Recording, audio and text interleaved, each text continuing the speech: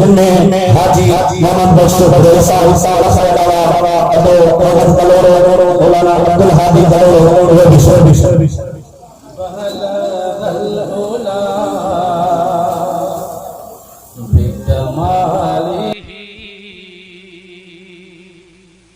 कशफतुजा बिजमालिही हसनत जमी खिसालिही सल्लु अलैहि वालिही बलगल उला बिकमालिही कशफतुजा बिजमालिही हसनत जमी खिसालिही सल्लु अलैहि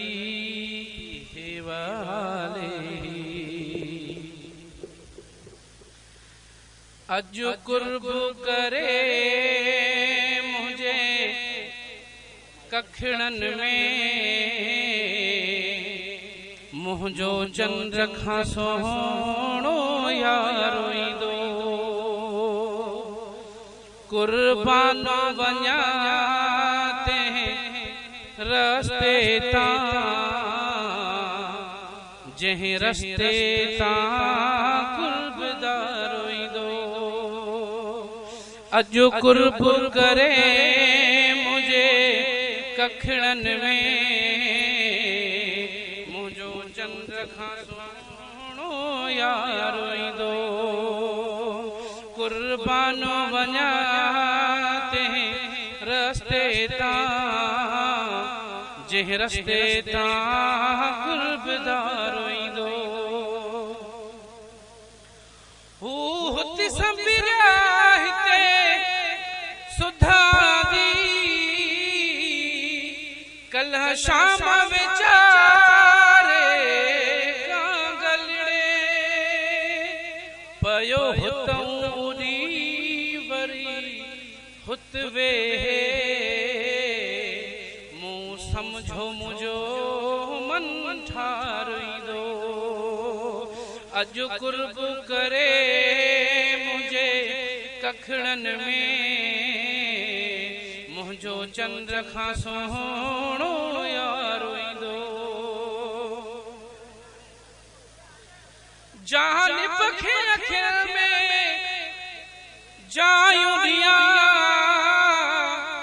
किन सीनो विशाए से जगया जानिब खे अखिर में जायूं दिया किन सीनो विशाए से जगया हिन अंगण ते जेरी महल उहो करे सुहण लोहार सिंगाराईंदो अजो कुर्ब करे मुझे कखड़न में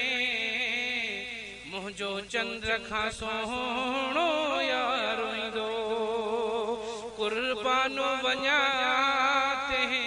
रस्ते तां जंहिं रस्ते तां कुर्बदारो दो के माण्हू ईद सईद में ख़ुशी असां दोस्त पंहिंजे जे दीद में ख़ुशी के माण्हू ईद सईद में ख़ुशी असां दोस्त पंहिंजे जे दीद में ख़ुशी सा ईद भली तन ईदुन खां जंहिंमें जानिब जलवेदारो दो अजो कुर्ब करे मुझे कखड़न में मुंहिंजो चंद्र खां सोहणो यार ईंदो मुंहिंजो चांद ईंदो जंहिं वेले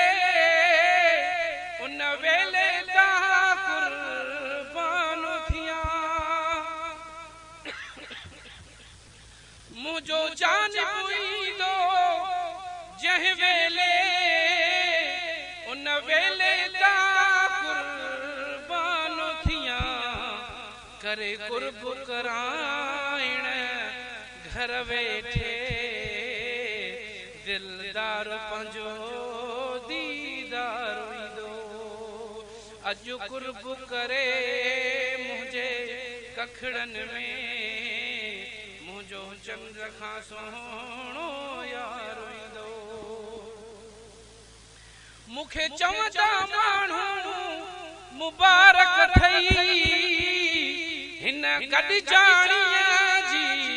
गुलाम नबी मूंखे चवंदा माण्हू मुबारक ठही हिन गॾिजाणीअ जी गुलाम नबी खिली चवंदुसि खेर मुबारक मां इहो सुतत सगोरो वारो ईंदो अॼु कुर्ब करे